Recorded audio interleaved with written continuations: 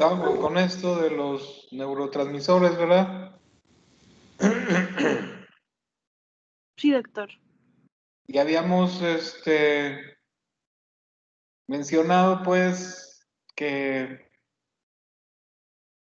pues hay diferentes sistemas, pero a lo mejor los más importantes pues tienen que ver con estas cuestiones de serotonina, noradrenalina, dopamina, a lo mejor acetilcolina, y habíamos mencionado las evidencias que luego se habían ido juntando respecto al hecho de que probablemente la noradrenalina estaba implicada en el inicio de los cuadros depresivos, o sea, probablemente tanto el hecho de que los niveles del metabolito de noradrenalina, como el hecho de que hubiera esta escasa sensibilidad de los receptores beta adrenérgicos o los alfa 2 adrenérgicos presinápticos, así como estos otros datos como lo de la respuesta aplanada de cortisol, la llamada no supresión de dexametasona, y el fenómeno del avance en los ritmos circadianos, pues como que daban la impresión de tratarse de cuestiones que tenían que ver con el hecho biológico, que luego ligaba los eventos depresivos al funcionamiento noradrenérgico. Y de hecho, en 1965, se postula esta famosa en su momento hipótesis catecolaminérgica de los trastornos afectivos.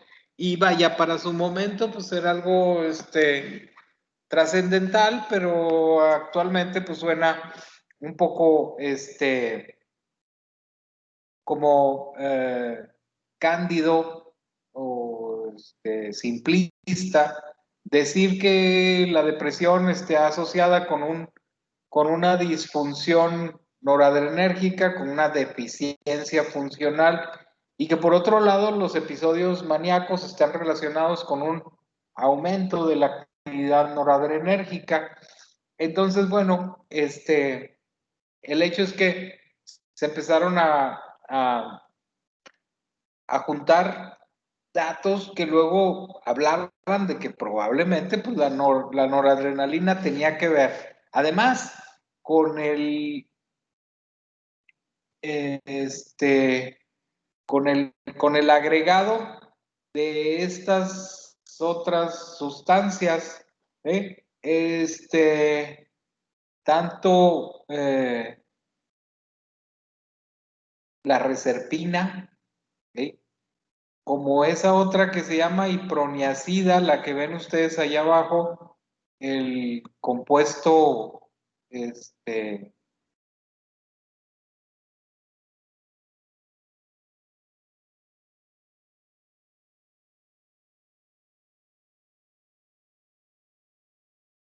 es,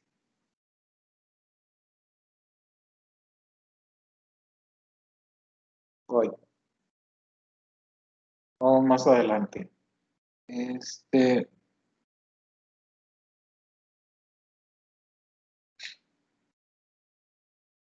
la iproniacida, pues,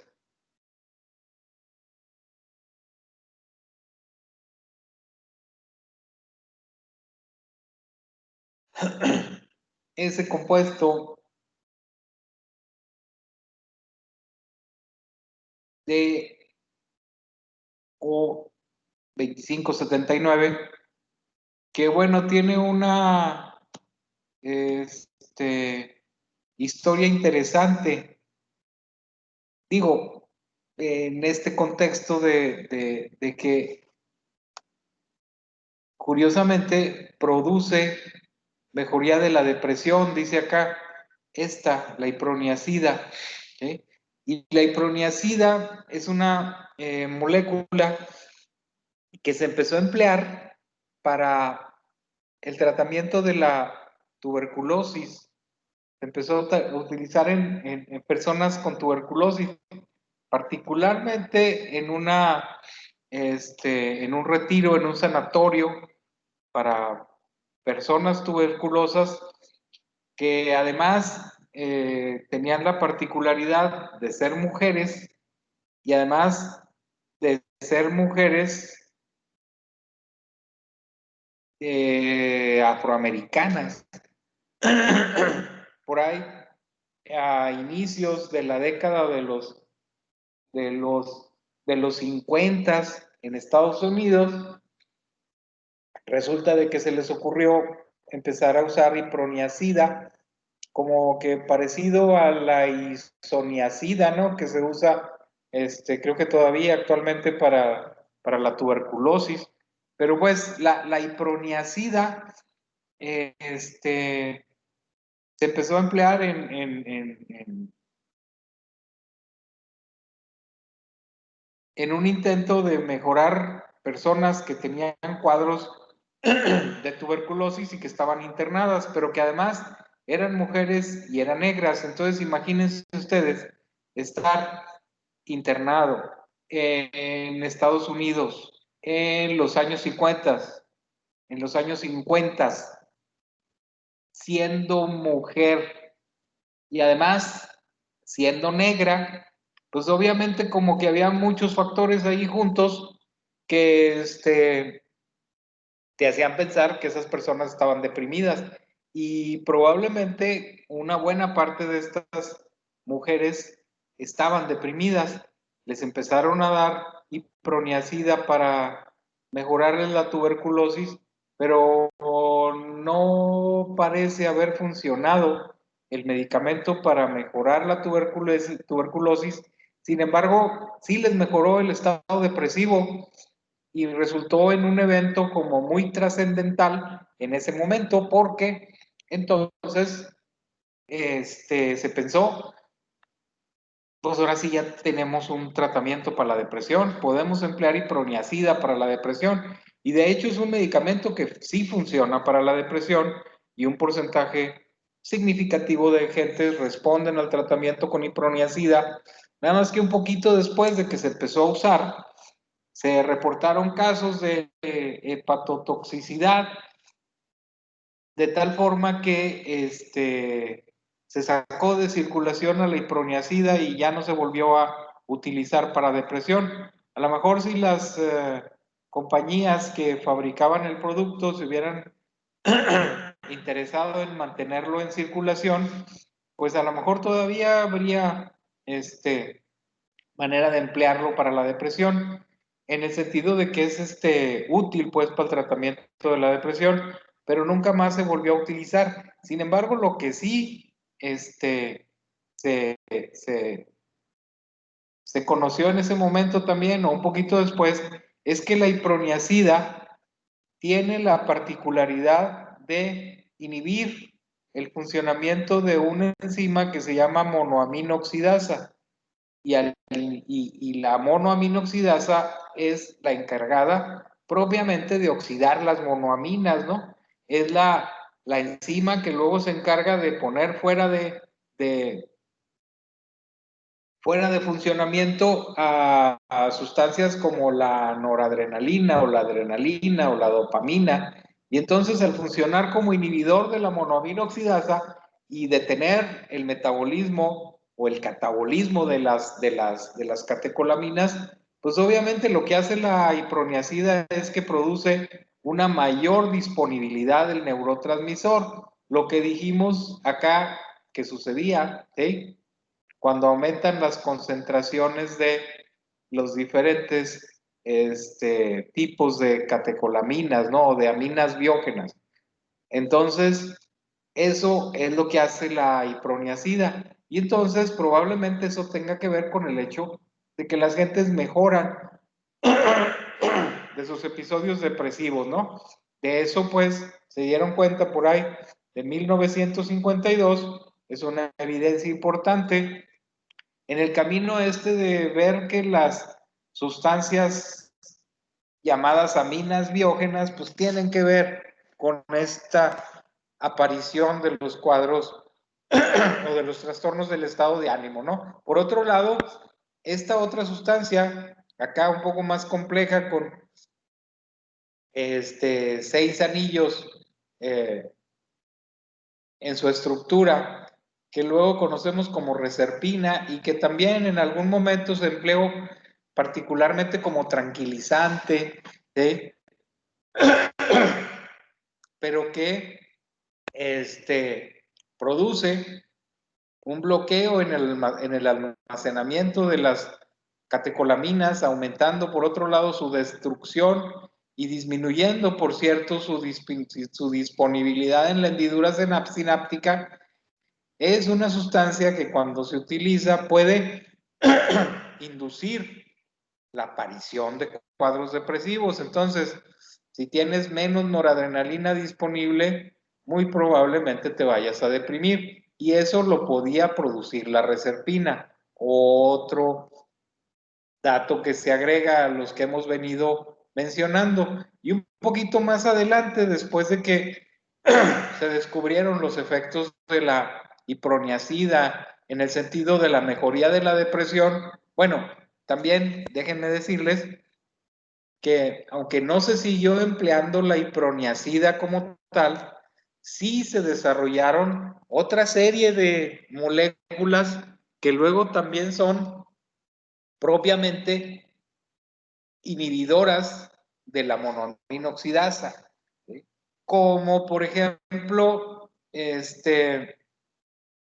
la fenelcina o la tranilcipromina o la isocarboxacida, que luego todas esas son inhibidoras de la monoaminoxidasa y como tal, pues al inhibir la monoaminoxidasa, todas esas moléculas también aumentan la disponibilidad de catecolaminas en la hendidura sináptica y todas funcionan como antidepresivos.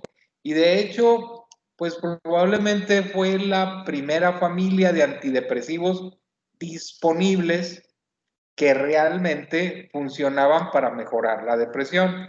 Esto es, los inhibidores de la monoaminoxidasa se utilizaron durante varios años como medicamentos para el tratamiento de la depresión. Nada más que principalmente debido a su perfil de efectos secundarios, fueron pasando a segundo término paulatinamente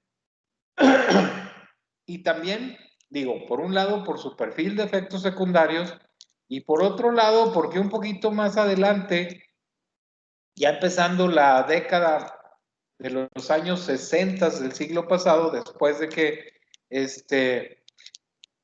empezaron a aparecer estas otras moléculas que se detectaron también, pues ¿cómo creen? Pues también por casualidad, o sea, por casualidad dieron con la iproniacida, porque la intención era mejorar la tuberculosis en estas pacientes que tenían pues este cuadro de consunción que le llamaban, ¿no? De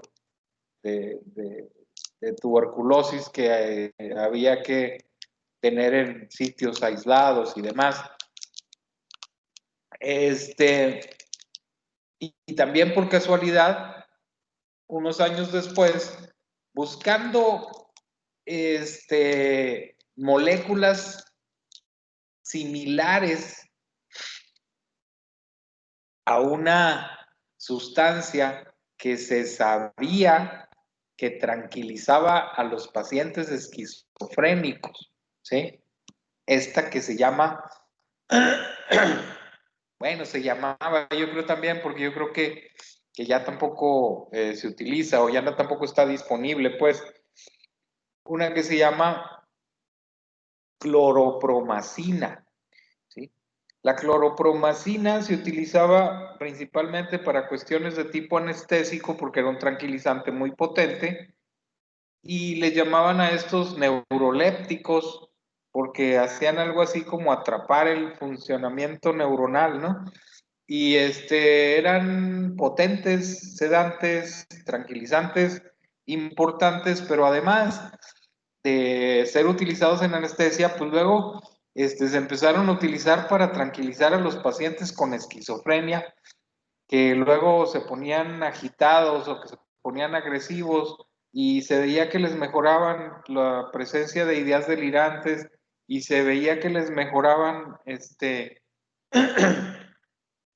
la presencia de alucinaciones. Entonces, bueno, se empezó a usar la cloropromacina también en psiquiatría y buscando moléculas parecidas.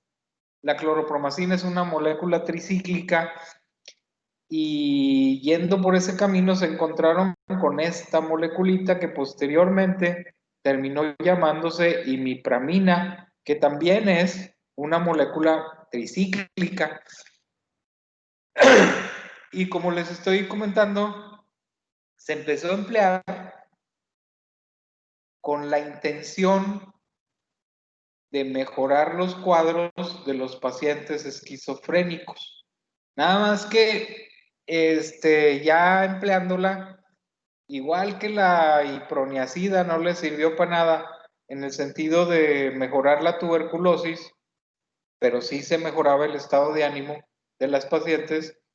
En el caso de la imipramina, pues igual se vio que para los síntomas así como principales de la esquizofrenia, para la cuestión de las ideas delirantes, para las alucinaciones, para los síntomas psicóticos, pues como que no funcionaba. Pero también resulta que los esquizofrénicos, aparte, también se deprimen. ¿Eh? Y entonces el paciente esquizofrénico no se mejoraba de los síntomas psicóticos, pero sí se mejoraba su estado de ánimo. Y entonces aparece un segundo nivel en el descubrimiento de los diferentes medicamentos antidepresivos y aparece la serie o empieza a aparecer la serie de medicamentos antidepresivos que ahora conocemos propiamente como antidepresivos tricíclicos, ¿no? Porque tienen 3 ciclos acá en la conformación de su estructura bioquímica, ¿no? Y entonces, bueno, pues se detecta que los tricíclicos también funcionan para la depresión y en parte también por eso los inhibidores de la monoaminoxidasa empiezan a quedar, les digo, en ese momento a lo mejor 1962, 63, 64, empiezan a quedar en un segundo plano, aunque se siguen empleando para el tratamiento de los cuadros depresivos. ¿Sí? Y eso, bueno, pues por hacer un poquillo de historia y nos vamos hacia adelante en la descripción de estas cuestiones que por un lado son históricas, pero por otro lado son muy actuales. Les decía, aparecieron los inhibidores de la MAO, aparecieron los antidepresivos tricíclicos unos cuantos años después, y ahora a últimas fechas, pues es un grupo de medicamentos que se emplean con mucha frecuencia para el tratamiento de los cuadros depresivos. Bueno, después de los tricíclicos aparecieron los inhibidores selectivos de recaptura de serotonina, con sus ventajas y sus desventajas, como sucede luego con todos los medicamentos, pero en las últimas, el último par de décadas, probablemente ahora en el inicio del actual siglo y probablemente también en los últimos años del siglo pasado, pues también aparecieron en el panorama este grupo de medicamentos que luego se llaman inhibidores selectivos de la recaptura de noradrenalina y serotonina. No sé por qué selectivos, pero bueno, pues así les llaman, ¿no? Inhibidores selectivos de recaptura de noradrenalina y serotonina, que a los que luego también se les conoce como antidepresivos duales. Y estos antidepresivos duales, básicamente, son que conocemos como venlafaxina, su derivado que luego se llama desvenlafaxina. Otro antidepresivo dual disponible es la duloxetina.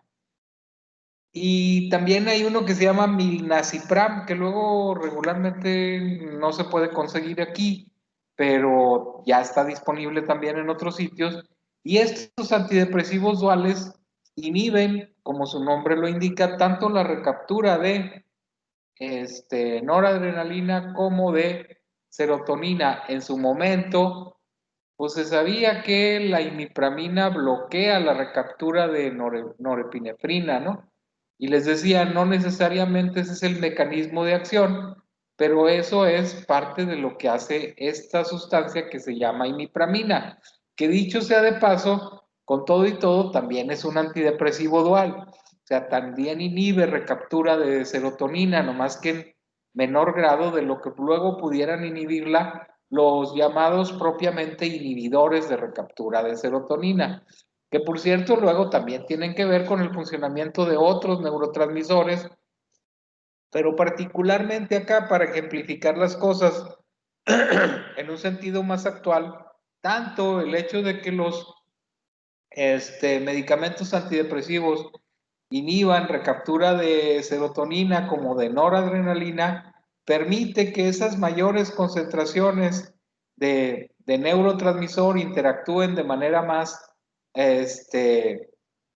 frecuente y más intensa con los receptores correspondientes. Decíamos, en el caso de los receptores noradrenérgicos, probablemente la depresión tenía que ver con una hiposensibilidad de los mismos, y lo mismo podemos decir en el caso de los receptores serotoninérgicos, y de estos, los que están involucrados de manera primordial en la aparición de los cuadros depresivos, pues son los receptores de serotonina 5-HT2, que luego, por supuesto, se ven estimulados por la presencia de una mayor disponibilidad o una mayor cantidad del neurotransmisor en la hendidura sináptica, llegando a final de cuentas a producir efectos que luego, por un lado o por el otro, le vienen a pegar a una mayor producción de otras sustancias como estas que ponemos en el interior de la neurona,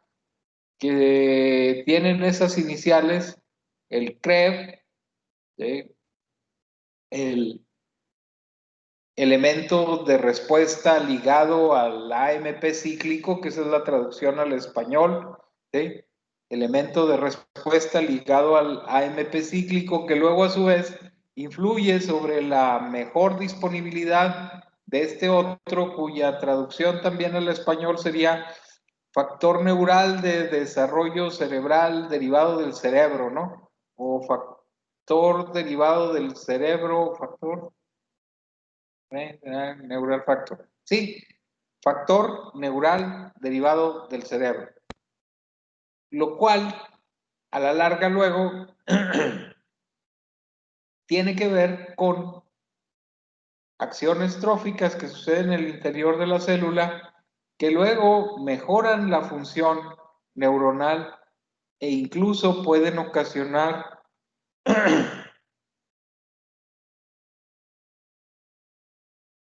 un desarrollo del remodelado sináptico, es decir, por un lado funcionan en el sentido de mejorar la disponibilidad de la neurona para realizar la transmisión de los impulsos, y por otro lado mejoran la estructura propiamente tanto de la neurona como de sus conexiones con otras neuronas, lo cual a la larga a lo mejor nos explica la mejoría que realmente experimentan las personas que responden efectivamente al tratamiento con antidepresivos, porque siempre está lo que mencionamos en clases previas, ¿no? Nos vamos a encontrar gentes que van a responder de maravilla al tratamiento con medicamentos antidepresivos, y también nos vamos a encontrar pues algunas personas que tienen esto que luego llamábamos depresión resistente, donde a lo mejor después de unos 3 ciclos con diferentes antidepresivos vamos a ver que responden, y siempre va a haber un pequeño porcentaje de personas que tengan depresión y que luego nos encontramos con que desgraciadamente pues van a ser refractarias al tratamiento, ¿no? Pero bueno, pues también eso sucede en cualquier área que ustedes encuentren en la medicina y también con los diferentes trastornos. Pero entonces a lo mejor esta imagen que tenemos acá nos da una idea como más amplia de cómo es que a final de cuentas los antidepresivos que al inicio, incluso poquito tiempo después de que la persona los empieza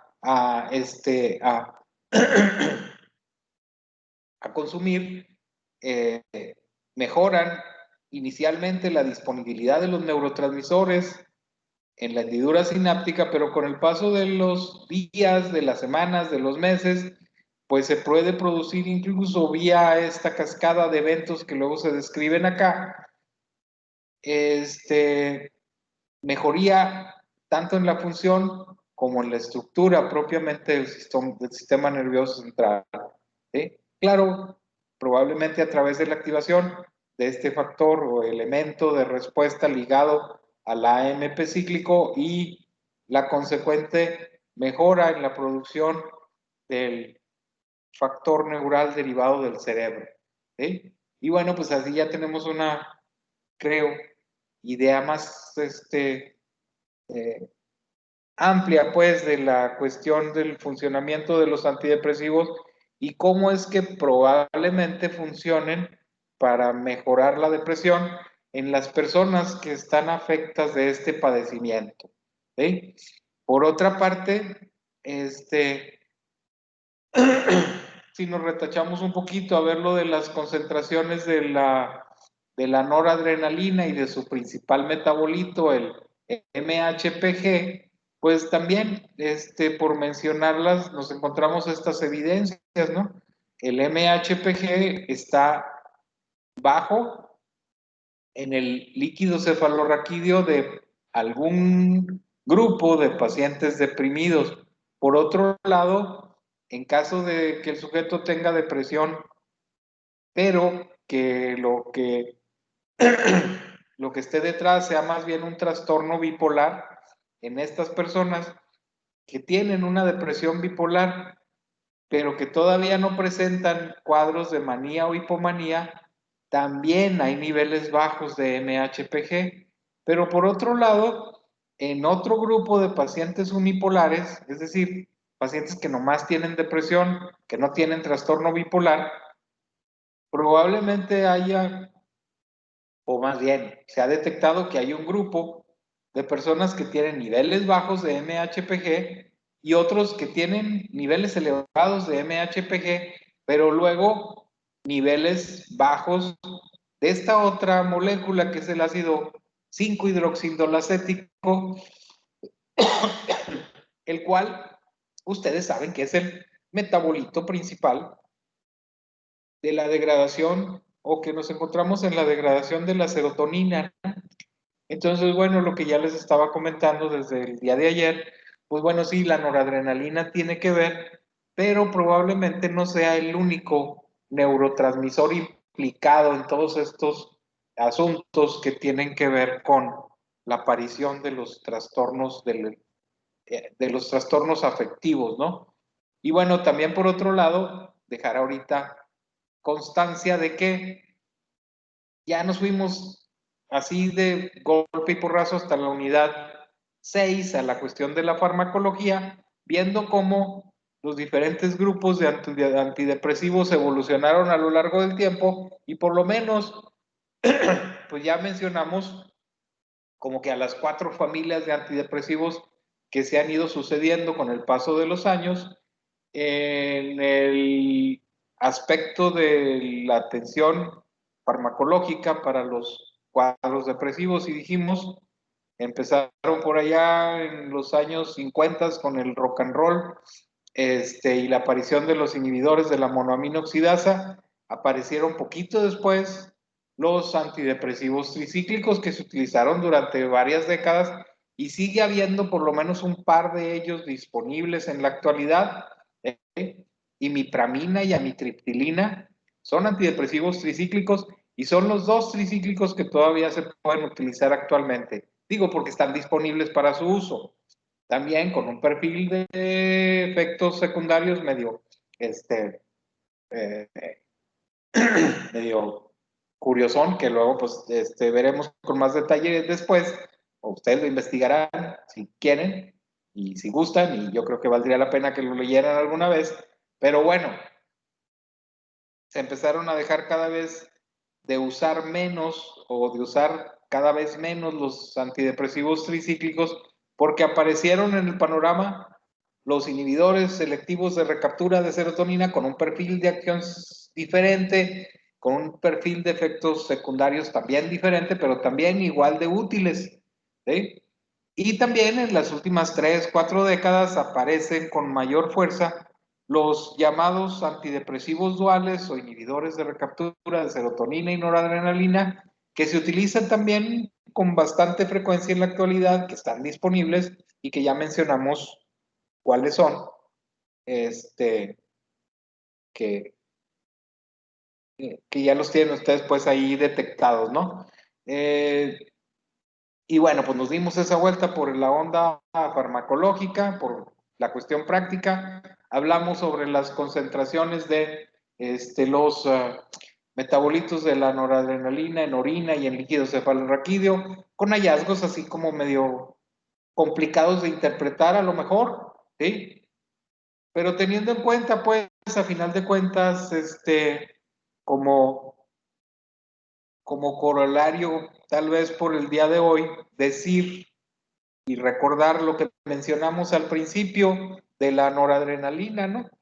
Esto es probable, o de la cuestión de los cuadros depresivos relacionados con la noradrenalina, tener en mente que probablemente esta hiposensibilidad de los receptores beta incluya también que en la depresión existe una disminución de la funcionalidad de receptores beta. Entonces, a lo mejor, digo, quién sabe si la menor disponibilidad de noradrenalina sea causa o efecto de los eventos que a final de cuentas se manifiestan como una depresión.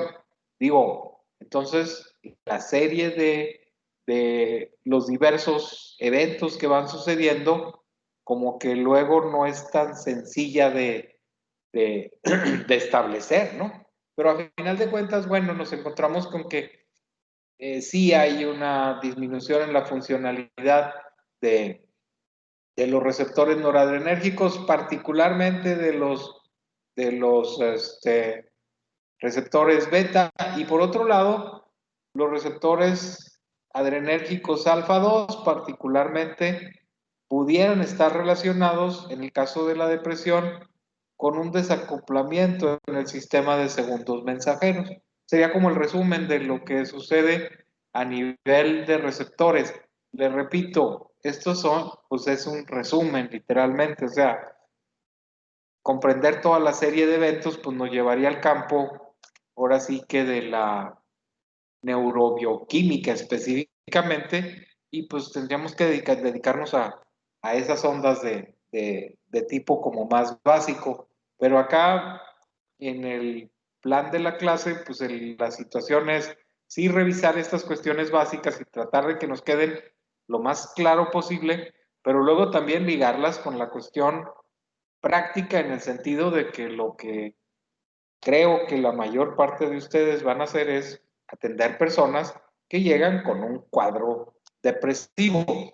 A veces las explicaciones, digo, porque luego no resulta tan sencillo explicar esto a las gentes y también hay que considerar que hay muchas gentes que luego no se van a creer que estas situaciones, por ejemplo, de estructuras que se pueden dibujar aquí de manera simple, como los receptores alfa 2 adrenérgicos presinápticos, tengan que ver con el hecho de que actualmente estén cursando con un cuadro depresivo, ¿no? Y bueno, acá está la imagen del receptor presináptico alfa 2, ¿sí? Qué bueno, por mencionarlo ahorita en la cuestión práctica, si queremos pensar en un antidepresivo que actúe sobre receptores alfa 2 adrenérgicos presinápticos, piensen en un antidepresivo que se llama mirtazapina. Digo, para ponerlo en el asunto práctico. Es decir, mencionamos los IMAOs, mencionamos los antidepresivos tricíclicos, mencionamos los inhibidores selectivos de recaptura de serotonina, mencionamos los inhibidores de recaptura de serotonina y norepinefrina o duales, ¿sí? Pero ahorita que hablamos de receptores alfa-2 adrenérgicos presinápticos, pues no podemos dejar de mencionar uno que se llama mirtazapina, que actúa en el nivel de los receptores alfa-2 adrenérgicos presinápticos y que además funciona bien como antidepresivo, ¿sí? Acá tenemos un ejemplo de un antagonista alfa-2, que es la yoimbina, que bueno, antagoniza la actividad del receptor alfa-2, pero curiosamente su manifestación en el aspecto clínico es que el sujeto más bien se pone medio ansioso. Entonces, la mediación de las acciones de los diversos neurotransmisores que incluyen también el funcionamiento de estos receptores alfa-2 noradrenérgicos, probablemente también tienen que ver en ciertas áreas cerebrales con la modulación de esta manifestación que luego conocemos como ansiedad. Pero por otro lado, como acabamos de mencionar ahorita, un desacoplamiento probablemente de estos receptores alfa-2 adrenérgicos con el sistema luego de segundos mensajeros probablemente resulte en el plano clínico en el hecho de que la persona pueda presentársenos con un episodio depresivo mayor. ¿Sí? Y recuerden ustedes, no es nada raro que te encuentres cuadros depresivos asociados o con el especificador agregado de decir, es una depresión mayor, por ejemplo, con ansiedad. ¿Sí? Entonces, bueno, tratando de dar cuenta de los diferentes eventos que luego, por un lado, tienen que ver con la cuestión clínica, pero por otro lado, tienen que ver con eventos moleculares que luego pues parecen medio ajenos a la vida cotidiana, pero pues tenemos que tomarlos en consideración. Si tratamos de medio entender todo enredijo que luego tiene que ver con nuestra mente, nuestro funcionamiento saludable, nuestro funcionamiento al estar enfermos y particularmente en estos casos que estamos viendo aquí, pues ligados con la aparición de las vicisitudes de una depresión, pues particularmente. Y si les parece,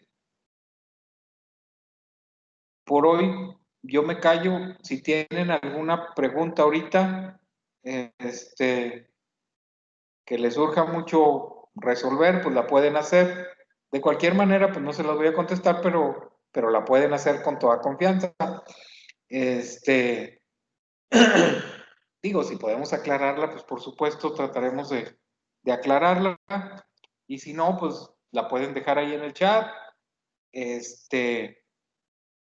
O la, o la pueden dejar para después, como quieran. ¿Cómo ven? ¿Hay alguna inquietud o algo que quisieran ahorita comentar? Doctor, Sí. entonces, si los antidepresivos duales aparecieron después que los de recaptura de, bueno, inhibidores selectivos de recaptura de serotonina, ¿verdad? Los que conocemos ahora como duales, sí. ¿Y cuál sería como su ventaja sobre los ISRS? Pues la ventaja es que personas que no se mejoran con los puros ISRS, sí se mejoran con los duales. O sea, hay un sector de pacientes que no responden bien a los inhibidores de recaptura de serotonina, pero sí responden a los duales, ¿sí? Y luego, bueno, estos duales, de todas maneras, no son tan novedosos, ¿eh? O sea, los duales tienen un efecto más o menos parecido y tienen un perfil de efectos secundarios muy similar al que tenían los antiguos antidepresivos tricíclicos. De hecho, incluso uno muy, muy novedoso, curiosamente no es dual, pero muy novedoso, es tricíclico. ¿sí? Es tricíclico y además en su composición viene también incluido la presencia de bromo, y el bromo se utilizaba a finales del siglo XIX como tranquilizante y como calmante, pero se dejó de usar. Ahora viene en algún antidepresivo muy novedoso, y el antidepresivo funciona bien, pero igual, pues hay un cierto sector de personas que responden bien a un antidepresivo y no responden bien a otro. Igual, hay un grupo de pacientes que responden mucho mejor a los antidepresivos tricíclicos. Y luego también, lo que les estaba mencionando ahorita, los tricíclicos también son duales. O sea, los tricíclicos también inhiben recaptura de serotonina y norepinefrina. Entonces, les digo, en ese sentido, los duales no son tan novedosos. A lo mejor los duales no tienen la estructura tricíclica de la molécula, pero hacen inicialmente lo mismo que anteriormente hacían los antidepresivos tricíclicos, ¿sí? Entonces acá la moraleja es, más bien, depende de cada paciente, ¿no? Es una cuestión casi como individual. Va a haber gentes que responden a imipramina, pero no responden a fluoxetina. Y va a haber un grupo de personas que van a responder excelente a inhibidores de recaptura de serotonina. Entonces ahí la cuestión está en encontrarle cuál es el antidepresivo que mejor le funciona a cada paciente. Para fines muy prácticos a lo mejor y muy del día con día, cuando vean ustedes un paciente con depresión, a lo mejor valdría la pena que ustedes se preguntaran, acá de manera interior, ¿cuál sería el antidepresivo que yo le recetaría a mi mamá? O sea, digo, si ustedes ven al paciente y quieren darle el mejor antidepresivo a ese paciente, a lo mejor lo que uno se tendría que preguntar es eso. O sea, yo quiero que este paciente se mejore, entonces a lo mejor tengo que pensar en cuál es el antidepresivo que yo le recomendaría a mi mamá que se tomara, en vías de que tuviera la menor cantidad de efectos secundarios indeseables y en vías de buscar que tuviera la mejor respuesta en cuanto a la mejoría de sus síntomas depresivos. No más que luego volvemos a la otra cosa. Cada persona luego va a tener sus propias características que le van a hacer responder mejor a un antidepresivo y a otro no. Entonces les digo, luego ahí está parte del, del chiste de prescribir algún antidepresivo en particular, también a algún paciente específicamente, ¿sí? Pero se me hace que a lo mejor los confundí más de lo que ya estaba, ¿eh? No sé si le contesté, doctor. Más o menos. Sí. Más o menos, ¿verdad? Entonces, bueno, de cualquier manera vamos a seguir abundando en este rollo. Por supuesto, pues va a haber más preguntas, va a haber más respuestas también, pero yo creo que lo más importante es eso que ustedes hacen, o sea, lo más importante en todo este rollo es buscar precisamente no cuáles son las respuestas, sino más bien buscar cuáles son las preguntas apropiadas que uno se tiene que hacer a fin de luego tratar de lograr los objetivos que uno anda buscando, ¿sí? Y luego las respuestas aparecerán pues por sí solas con el paso del tiempo y luego por supuesto pues hay que revisar mucha bibliografía, pero pues eso se los dejo a ustedes que son los que están estudiando en friega y andan todos apurados porque quieren pasar sus exámenes. Por lo pronto, si no hay otra cosa y si gustan, yo les agradezco mucho y ahí le dejamos por hoy, ¿no? Y continuamos mañana con este rollo aquí donde nos quedamos para seguir tratando de entenderle a esta situación. ¿Sí? Muy bien, doctor. Ok, doc. Ándeles pues, Gracias. nos vemos Gracias. mañana. Espero Hasta mañana. que el internet esté con nosotros. Bye. Bye.